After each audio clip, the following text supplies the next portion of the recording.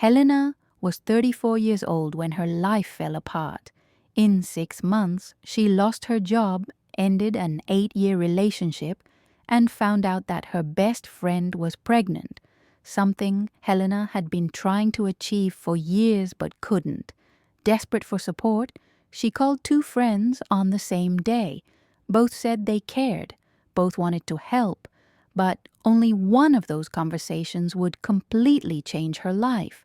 The thing is, one friend offered sympathy, the other empathy, and it was exactly this way she saw others and herself.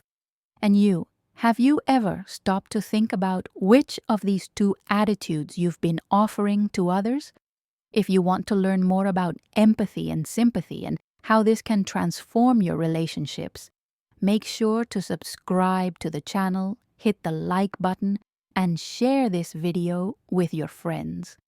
In the comments, let me know where you're watching from and what you thought of Helena's story. I'm curious to know what country and city you're tuning in from. Helena was always the one people turned to. She was the friend who knew exactly what to say to provide comfort and clarity. But that year, everything started to fall apart. The company she had worked for 10 years made cuts, and Helena was one of the chosen ones. Nothing personal, they said. Restructuring. Those words felt like a blow, a loss of control. Next, João, her boyfriend of 8 years, left a note on the kitchen table. I need space to think. I can't do this anymore. He moved in with his brother without explanation or any attempt to fix things. Helena didn't understand what had happened. She was there, alone, trying to process it all. The pain didn't stop there. Helena had been trying to get pregnant for 3 years. Every month, hope and disappointment consumed her. Then, one morning in April, her best friend Camila called to share her pregnancy news. Helena should have been happy, but instead she felt a deep pain. She wanted to be happy, but the agony of infertility consumed her from within. Alone in her apartment, which now seemed too big, Helena realized she was in a very dark place where nothing made sense. She felt invisible, as if her pain was too small to be noticed. It was then that she realized she needed help. Helena grabbed her phone and called Patricia, a work friend. She knew Patricia was always supportive, so maybe she could offer some advice on how to deal with it all. She felt like she was drowning, but she needed a friendly hand to hold. Hey, Patricia. I'm not okay, Helena said, her voice filled with desperation. Patricia, on the other side of the line, seemed surprised. Oh my God, that's terrible, Helena. When I got fired, I was devastated too. But then I saw it was the best thing that happened to me. You'll see. And about João, honestly, you deserve better.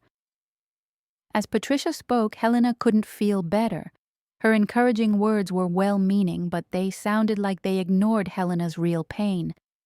You'll get through this, Patricia said, but Helena didn't feel relieved. On the contrary, her feelings seemed to be minimized, as if it was wrong to feel so bad. At the end of the conversation, Patricia said, Look, at least you have your health, your family. It's not the end of the world. When they hung up, Helena felt lonelier than ever. Her pain didn't diminish, but it seemed like she was the only one feeling it so deeply. Lying in her bed, with silence filling the room, Helena realized she needed something different. She didn't need quick fixes. She didn't need to be cheered up. She needed someone who would listen to her, who would recognize her pain without trying to minimize it. So that night, she did something she never imagined. She sent a message to Luciana, a friend she had contact with but wasn't that close to. She needed someone who would just be there, someone who would listen without rushing to solve everything. She needed empathy. Luciana was different. They met in a book club, but they weren't close friends. Yet, there was something about Luciana that made Helena feel comfortable, a calmness, a genuine attention to what others said. Helena knew that Luciana had something that she didn't find in other people. When Luciana responded to Helena's message, she immediately felt a sense of relief. "You can call me. I'm here," Luciana said in her calm voice. Helena took a deep breath and, for the first time, felt ready to talk about what she was truly feeling. "Hey, Helena, what's going on?" Luciana asked in a soft, interested tone. Helena, not knowing how to start, began to vent. She talked about losing her job, ending things with João, and how she felt watching her friend Camila pregnant. Everything felt like a whirlwind, and she was trying to make sense of her feelings.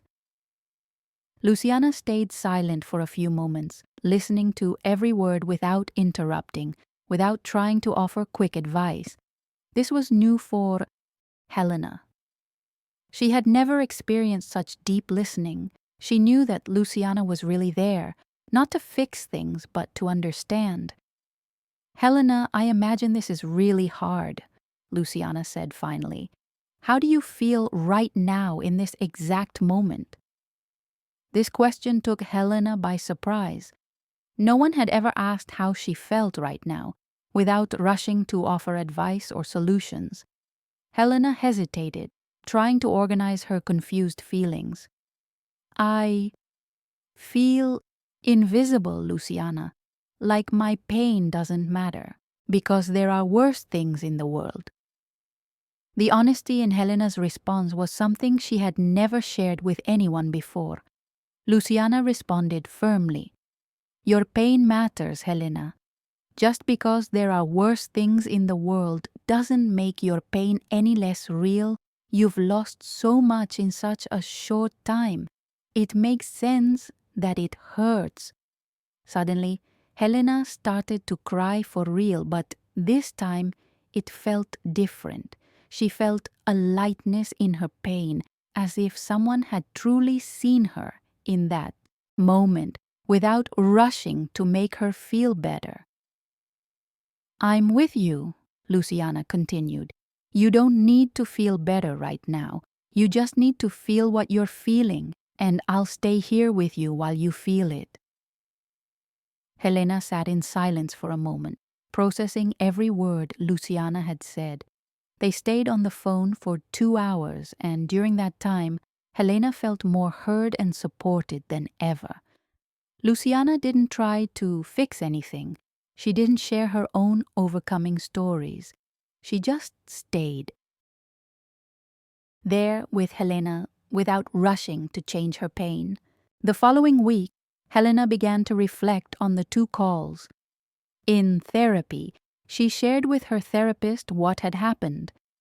She was confused, not understanding why the conversation with Patricia hadn't helped, despite her good intentions.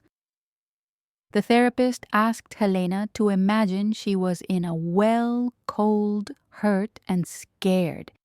She asked Helena to think about how Patricia would have reacted and how Luciana would have acted in the same situation. Patricia would have stayed at the top of the well, shouting for you to get out quickly, trying to cheer you up, minimizing your pain, the therapist said. She cares, but she stayed up there. Luciana, on the other hand, would have come down to the bottom of the well, sat next to you on the cold ground and said, "It must be cold down here. Can I stay with you?" Helena had an aha moment. The difference between Patricia and Luciana is the difference between sympathy and empathy. The therapist explained, sympathy tries to get the person out of their pain quickly. Empathy is about being with the person, staying with them in their pain, without rushing to fix it. Helena stayed silent, reflecting on everything her therapist had said. Those words had a deep impact on her. She realized that true help wasn't about forcing someone to get over their pain quickly, but about being present with them without rushing.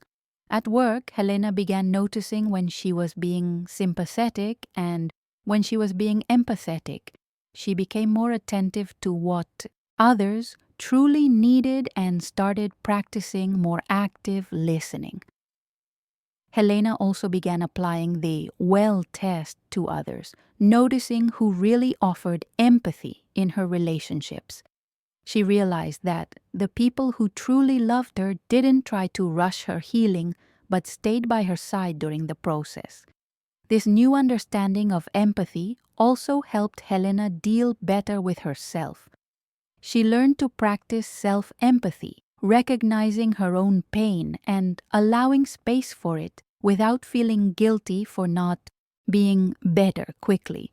Over time, Helena began to observe her friendships more closely. Camilla, for example, called her a few weeks later, worried about the birth and what would come after the twins arrived. The old Helena would have immediately tried to minimize Camilla's fears, telling her everything would be fine. But the new Helena, the one who had learned about empathy, responded differently. Camilla, being scared makes total sense. Becoming a mom is a big change. Tell me more about those fears, she said, giving her friend space to express her feelings. Camilla, surprised, started to open up in a way she never had before. Helena realized how empathy creates deeper, more genuine connections, where vulnerability can be shared without the fear of judgment. At work, Helena was also more careful with the people around her. During a job interview, she shared her insecurities with the recruiter, and he, instead of giving a standard response, truly listened to her. This experience at work made her realize that, by being more empathetic with others, she was receiving the same thing in return. Her relationships with others became more genuine and connected. With her mom, Helena finally felt heard. Before, she always felt the need to give advice and try to improve her mom's situation. Now, she learned to just listen without trying to fix things. Helena also began to feel more comfortable with herself. She no longer tried to force herself to be happy all the time. When things were tough, she told herself, "It's okay to not be okay right now." Helena's empathy also helped her reevaluate her relationship with João. They began to have more open conversations about the end of their relationship, realizing that, while they were better off apart, there was still affection between them. Now, more emotionally mature, Helena felt she had learned the true art of connecting with others in a deep and genuine way. After everything she went through, Helena decided to create a simple test to help her identify who truly practiced empathy in her life. She called it the well test. The first criterion was to observe whether the person allowed her to speak fully before offering advice or whether they interrupted her with their own stories or quick solutions. Another important point was whether the person minimized her pain or validated her feelings.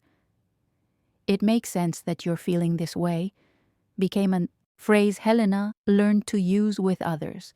She also observed whether the person became uncomfortable with her suffering or stayed by her side without rushing to make her feel better. This test helped her surround herself with people who truly understood and supported her without rushing to fix everything. Helena also learned that the well test wasn't just about others. She started applying this test to herself, practicing self-empathy. When she felt overwhelmed by pain, she paused and asked herself, "Am I trying to get out of the well too quickly? Or am I allowing myself to feel this pain for as long as it needs?" This process helped her be kinder to herself. She learned not to beat herself up for feeling sadness or insecurity. The well test also helped her strengthen her friendships. People who practiced empathy with her became more present and genuine in her life. Through empathy, Helena realized that relationships become deeper when there's no rush to fix or improve the other, but when there's simply a willingness to stay with the person with presence and understanding. Helena's story is a reminder that empathy can transform not only how we relate to others, but how we relate to ourselves. When she learned to practice empathy, her relationships became deeper and more genuine. The difference between sympathy and empathy didn't change her external situation immediately, but it changed everything inside her. She felt more seen, more understood, and more capable of dealing with the ups and downs of life. If you identified with Helena's story or learned something new about empathy, leave a comment below, subscribe to the channel, and share this video with someone you think needs this message, because empathy is the key to transforming our relationships, and the world needs more of it. See you in the next video.